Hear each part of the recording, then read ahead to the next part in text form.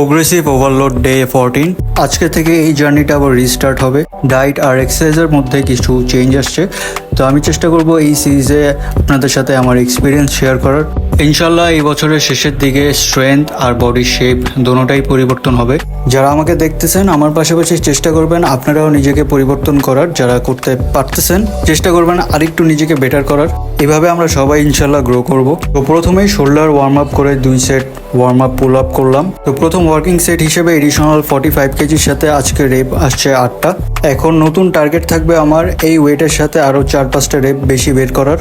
Second সেটে additional 45 কেজির সাথে রেপ আসছে 7টা। আপনারাও চেষ্টা করবেন আপনাদের ওয়ার্কআউটগুলো এরকম ট্র্যাক লিস্টে রাখার, যাতে আপনারা পরবর্তী সেশনে নিজেকেই বিট করতে পারেন। দেন আজকের সেকেন্ড মুভমেন্টের জন্য ডাম্বেল রোয়ের 2 সেট, এখানেও আমার রেপস 7 থেকে 8টাই আসছে, সো চেষ্টা করবো এটাকেও ইনক্রিজ করার। দেন লাস্ট মুভমেন্ট ওয়েটেড শ্রাগসের 2 সেট করে আজকের ওয়ার্কআউট এখানেই শেষ করলাম।